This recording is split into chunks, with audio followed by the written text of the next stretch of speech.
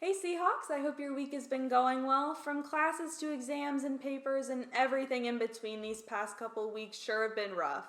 Therefore, this week WGO is taking it to the dogs. We're going to be learning about all those lovely service animals that you see around on campus, as well as learning what it means to be a service animal. To help me out today, I've enlisted the help of the people at Paws4People. So, what are we waiting for? Let's jump right in. I'm Katie, this is Bailey, and you're watching Dub Geographic.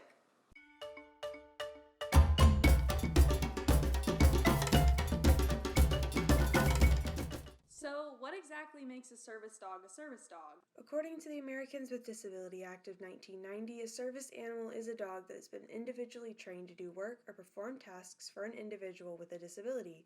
The task performed by the dog must be directly related to the person's disability. Under this act, two main types of service dogs are defined: assistance and facility dogs. Assistance dogs are probably the type that we're most familiar with. These include hearing and seeing guides, along with dogs that can detect medical emergencies, such as low blood sugar in people with diabetes, or assisting an individual during a seizure. Facility dogs, on the other hand, work in professional environments to assist with educational instruction, therapeutic intervention, aid, or other support-related roles. Both types need to undergo training in order to become a certified service dog. To learn more about this process, we're taking a trip to Paws4People, a local service dog nonprofit organization. Based in Wilmington and founded in 1999, Paws4People has helped individuals from all around the United States get paired with certified service dogs. For this task, I'm going to be handing it off to our Dub Geo field producer, Jimmy Parker. Take it away, Jimmy.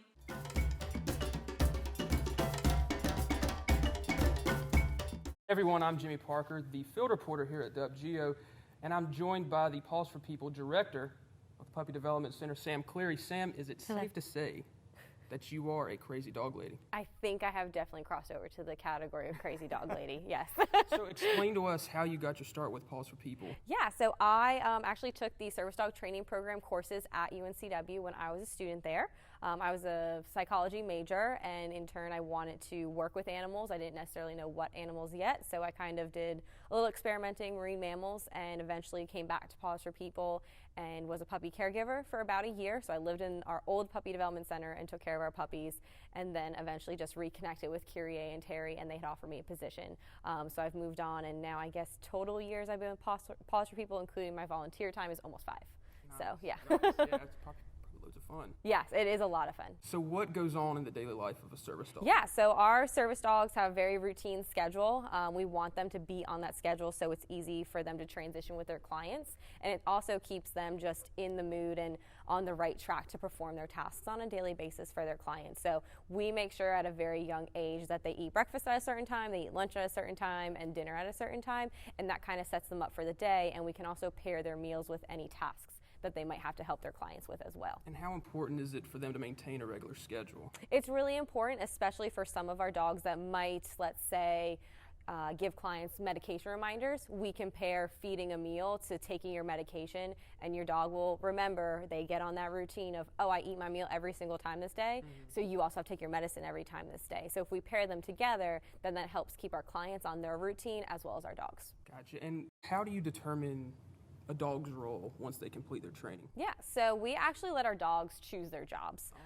So 3 times a year we travel up to our Paws4 Prisons training programs, which are located in West Virginia in the state correctional facilities there, and we bring all of the potential clients to the prison to meet their dogs. So we will introduce about 5 dogs to one client, and we and the executive team make a decision based on the initial bond between the dog and the potential client. We kind of look for, we want dogs that aren't too excitable around, let's say, someone that does utilize a wheelchair, because we don't want them to pull them around in their wheelchair.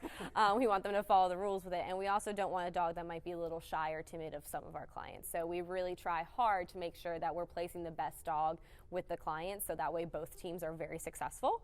And we kind of do that just based on how well they're doing in their training. We have some dogs that love to walk by wheelchairs. We have some dogs that love to pick items up, so we can, if someone utilizes a cane, then we're going to look for a dog that loves to pick items up that might have fallen on the ground, so we know that that dog will continue to pick up a cane if it falls over or if the client drops it. So we kind of see really what the best commands they're good at, and then we will pair that with the client. So we really do kind of let them decide what the best fit for them would be. Give us an example of where a dog's been placed after they've completed their training. Yeah, so the majority of our clients are either civilians or veteran. We're split about 50-50. So right now we're seeing a lot of children, civilians, young adults, and then veterans, military dependents, and active duty military receiving dogs from us. So we have placed, each year we place around 50 to 60 dogs. Total in our past 21 years has been about 700 dogs working nationwide with their clients. So we can place across the country. Mainly we do place dogs here in North Carolina up and down the East Coast just due to our location, but as long as clients are willing to travel here, then we're willing to place a dog with them as they come through the process. Mm-hmm. So obviously you keep the dogs on a busy schedule. Mm-hmm. Is there any time throughout the day that you allow them to just let go and be a dog? Yeah, we get that question a lot, actually. They're very spoiled. They do get the chance to be a dog. Our dogs, where they are always kind of working for their clients, they are also on break too. So we make sure that they do get the necessary decompression time from a long day of working with their clients, because it can be stressful on them as well. When our dogs are wearing their vests, they are in what we call quote unquote working mode. When they're out of vest, then they're not in working mode. That doesn't mean that they won't work for their client out of vest, because we do have clients that have things that happen at home that the dogs respond to, but then they're not always kind of, have to be perfect. I'm in my mode right now. I'm out in public with my vest on. So they definitely do get their breaks. We ensure that they get their play time, and a lot of them have friends that they play with and things like that. And I can say that a lot of our dogs are some of the most spoiled dogs I've ever seen in my whole entire life. Well, they deserve it. Yes, they do. They work pretty hard. Yeah. Well, Sam, thank you so much for your time. This has been a wonderful episode. I'm Jimmy Parker. Katie, back to you. Thanks so much, Jimmy, and thank you again to the wonderful people at Paws4People for allowing us to experience what it means to be a service dog. This has been Dub Geo, and I'll see y'all next week. Isn't that right?